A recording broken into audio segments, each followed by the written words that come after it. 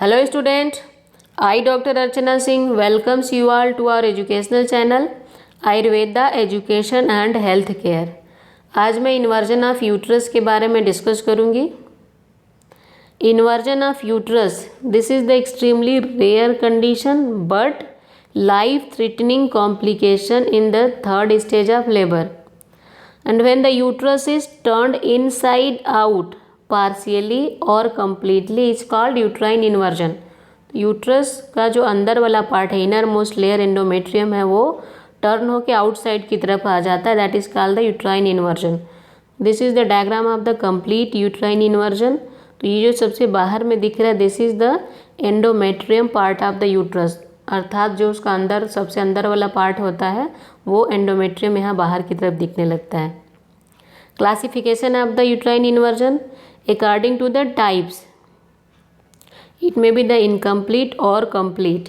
तो incomplete inversion, जबकि uterus का जो फंडस है वो इन्वर्ट हो जाता है, इन्वर्जन स्टार्ट हो जाता है, बट वो सर्विक्स के अंदर ही रहता है, सर्विक्स से बाहर नहीं जाता, that is called the incomplete inversion of the uterus.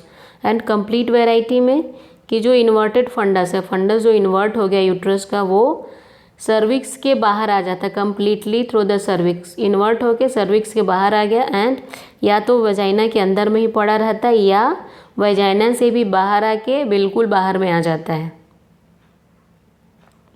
Next इसमें है अकॉर्डिंग टू द डिग्री। तो डिग्री के अनुसार ये फर्स्ट, सेकेंड या थर्ड डिग्री हो सकता है। First degree uterine inversion, incomplete inversion. तो यहाँ पे डिम्पलिंग ऑफ द फंडस, ये है फर्स्ट डिग्री, फर्स्ट डायग्राम।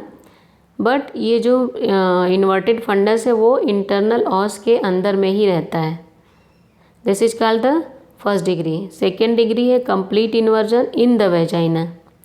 तो फंडस जो है वो सर्विक्स को पास करके सर्विक्स से बाहर आ गया, बट वो वेजाइना के अंदर में ही रह रहा है। ये सेकेंड डायग्राम है सेकेंड डिग्री का।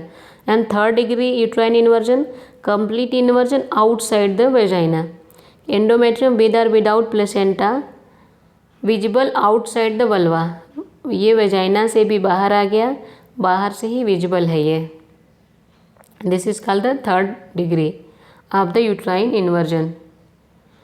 According to the timing of the event, तो एक्यूट इन्वर्जन, सब एक्यूट या क्रोनिक। तो एक्यूट इन्वर्जन जो कि 24 घंटा डिलीवरी के 24 आवर्स के अंदर में ही इन्वर्जन हो रहा है। सब एक्यूट डिलीवरी के 24 घंटे से लेके 4 वीक्स के बीच में कभी भी इन्वर्जन हो रहा है, that is called the subacute. Chronic inversion delivery के 4 वीक्स के बाद या फिर इन रेयर कंडीशन में नॉन प्रेग्नेंट स्टेट में भी हो रहा हो, that is called the chronic inversion of the uterus. Causes of the uterine inversion, it may be the spontaneous causes or the iatrogenic. तो स्पॉन्टेनियस कॉजेज में ये है कि जो भी जहाँ पे प्लेसेंटा यूट्रस में अटैच है, प्लेसेंटा जहाँ पे अटैच है वहाँ पे लोकलाइज एटोनी, एटोनी मतलब वहाँ पे जो यूट्राइन कॉन्ट्रैक्शन प्रॉपर होना चाहिए वो नहीं है। एंड उसके साथ साथ में कफिंग, स्नीजिंग या बियरिंग डाउन की वजह से जो इंट्रा एब्डोमिनल प्रेशर है, there is the sharp rise of the intra abdominal pressure.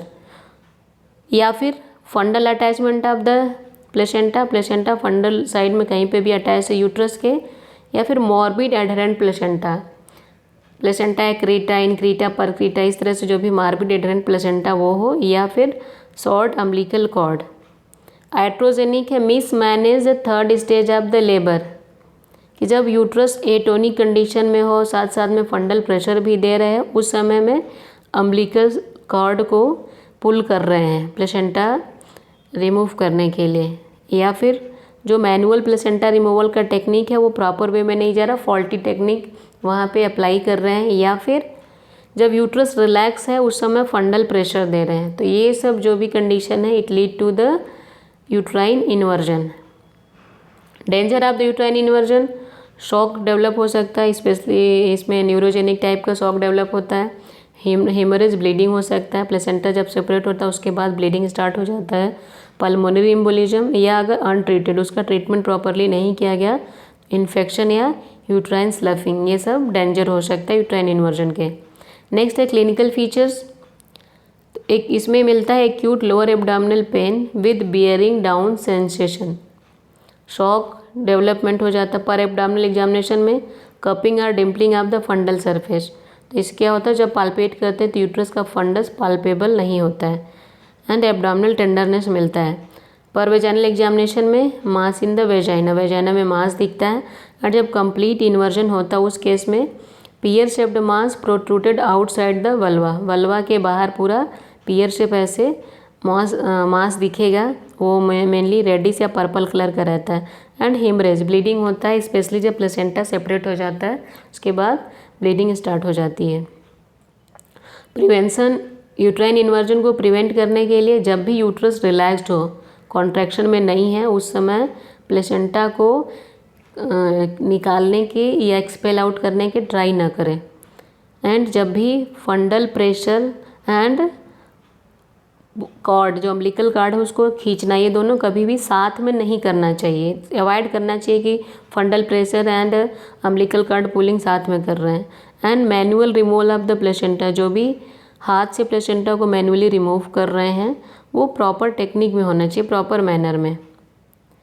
Management of the uterine inversion, अगर यूट्राइन इन्वर्जन के बाद शॉक डेवलपमेंट नहीं हुआ है तो इमीडिएटली अर्जेंट में मैनुअल रिप्लेसमेंट, हैंड के द्वारा, हाथ के द्वारा जो यूट्रस इन्वर्ट होकर नीचे आ गया उसको हाथ से रिप्लेसमेंट, उसके प्रॉपर पोजीशन में रिप्लेस कर देना है। अगर एनेस्थेटिस्ट अवेलेबल है तो एनेस्थीसिया देके, अगर एनेस्थेटिस्ट इमीडिएटली अवेलेबल नहीं है तो विदाउट एनेस्थीसिया के भी मैनुअल रिप्लेसमेंट कर देना चाहिए।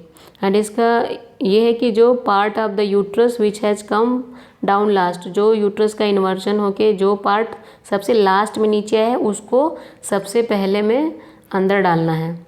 जैसे ये यूट्रस रिप्लेसमेंट कर दिया, हैंड से अपनी जगह पर डाल दिया, तो हाथ को अंदर में ही रखना है जब तक यूट्रस में कॉन्ट्रैक्शन प्रॉपर ना हो जाए।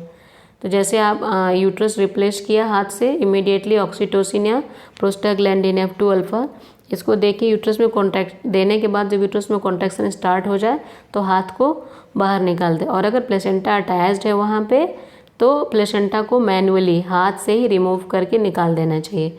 इसके बाद फिर शॉक का ट्रीटमेंट करना चाहिए। एंड अगर इन्वर्जन होने के बाद शॉक डेवलपमेंट हो गया है, उसके बाद पेशेंट आपके पास आ रही है या इमीडिएटली शॉक डेवलपमेंट हो गया है इन्वर्जन के बाद, तो सबसे पहले शॉक का ट्रीटमेंट करना है। अर्जेंट में इंट्रावेनस डेक्स्ट्रोजन ब्लड ट्रांसफ्यूजन देना है। और जो भी यूट्रस अगर वेजाइना के भी बाहर में दिख रहा है, complete variety outside the vagina, तो यूट्रस को पुश कर देना है वेजाइना के अंदर। फिर पेशेंट का फोर्थ हैंड रेस्ट करना है एंड यूट्रस को रिप्लेस करना है। यूट्रस का रिप्लेसमेंट या तो मैनुअली करना है या फिर by the hydrostatic method, O'Sullivan's method, general anaesthesia देने के बाद ये करना है। एंड साथ साथ में सेप्सिस को कंट्रोल करने के लिए, इन्फेक्शन को कंट्रोल करने के लिए जो भी अप्रोप्रिएट एंटीबायोटिक्स वो देना है। अगर ये जो हमने ऊपर मैनुअली या हाइड्रोस्टैटिक मेथड से प्लेसेंटा को रिप्लेसमेंट करने का टेक्निक किया, इससे अगर ये टेक्निक अगर सक्सेस नहीं होती तब इसके बाद सर्जिकल रिप्लेसमेंट, एब्डोमेन में सर्जरी करके हॉल्टेंस ऑपरेशन बोलते हैं, उसके द्वारा यूट्रस को रिप्लेसमेंट करने हैं। एंड रेयरेस्ट कंडीशन में अगर कि कंजर्वेटिव सर्जरी जो हम कर रहे हैं वो फेल हो गई, फैमिली कंप्लीटेड है, इन्फेक्शन हो रहा है, ये सब, तो वहाँ पे हिस्टेक्टोमी, यूट्रस को ही काट के निकाल देते हैं। तो स्टूडेंट यहाँ पे यूट्राइन इन्वर्जन या इन्वर्जन ऑफ यूट्रस कंप्लीट होता है। अगर आपको कोई भी डाउट है आप कमेंट बॉक्स में कमेंट कर सकते हैं। And please like, share and subscribe. Thank you.